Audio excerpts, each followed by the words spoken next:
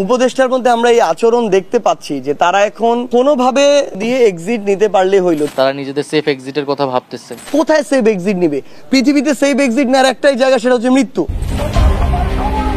যাদের একাধিক দেশের পাসপোর্ট ও নাগরিকত্ব তারাই আবার অন্যদের সেফ এক্সিটের তালিকা করে। এবার এমনই বিস্ফোরক মন্তব্য করেছেন স্থানীয় সরকার উপদেষ্টা আসিফ মাহমুদ সজীব ভুঁইয়া।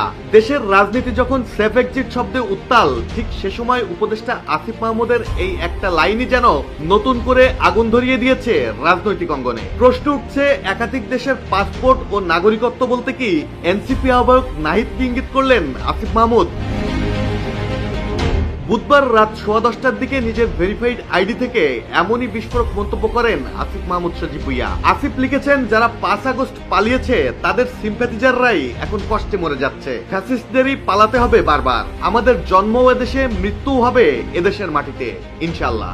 জীবন অবাক না করলে কে করবে? 28% মিল্ক ফ্যাটের অবাক করার সাথে ফ্রেশ মিল্ক পাউডার। জীবন অবাক করুক প্রতিদিন।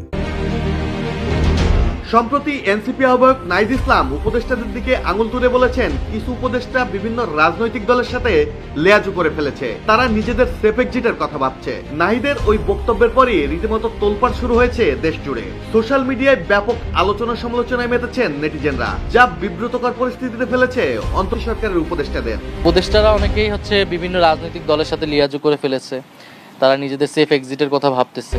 নাহিদের পর আগুনে ঘি ঢেলেছে এনসিপির আরেক নেতা সার্জিস আলমের বক্তব্য, যেখানে কিছু উপদেষ্টার মৃত্যু ছাড়া কোনো সেফ এক্সিট নেই বলে হুঁশিয়ারি করেন সার্জিস।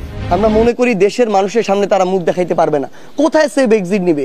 পৃথিবীতে সেফ এক্সিট নেওয়ার একটাই জায়গা, সেটা হচ্ছে মৃত্যু। এদিকে নাহিদের বক্তব্যকে চ্যালেঞ্জ করেছেন পরিবেশ, বন ও জলবায়ু পরিবর্তন বিষয়ক উপদেষ্টা সৈয়দা রেজওয়ান হাসান। তিনি স্পষ্ট বলেছেন, কোন কোন উপদেষ্টা সেফ এক্সিট চাইছে তা নাহিদকেই পরিষ্কার করতে হবে। এখন নাহিদ ইসলাম কেন কোন কথা বললেন, এই বিষয়গুলো পরিষ্কার উনাকে করতে হবে। উপদেষ্টাদের দিকে অভিযোগের তীর ছুড়ে দেয়া নাহিদের বক্তব্যের সাথে সার্জিসের হুঁশিয়ারি। অন্যদিকে সেফ এক্সিট বিতর্কের জবাবে উপদেষ্টা রেজওয়ানার পর আসিফ মাহমুদের কড়া জবাব। সব মিলিয়ে উত্তপ্ত দেশের রাজনীতি। এখন প্রশ্ন, উপদেষ্টারা কি সত্যিই বিভক্ত হয়ে পড়েছেন এবং সেফ এক্সিট খুঁজছেন, নাকি সেফ এক্সিট এখন রাজনীতির নতুন কোডওয়ার্ড? রাজনৈতিক বিশ্লেষকরা বলছেন, সেফ এক্সিট নিয়ে নাহিদ সার্জিসের কড়া বক্তব্য এবং প্রত্যুত্তরে সরকারের পক্ষে উপদেষ্টা রেজওয়ানা ও আসিফের জবাব কোনো স্বাভাবিক ঘটনা নয়। এটি তাদের ভিতরের বিভক্তি প্রকাশ করছে একেবারে প্রকাশ্যে। মাহমুদুল হাসান শাওন, জয় জয় দিন।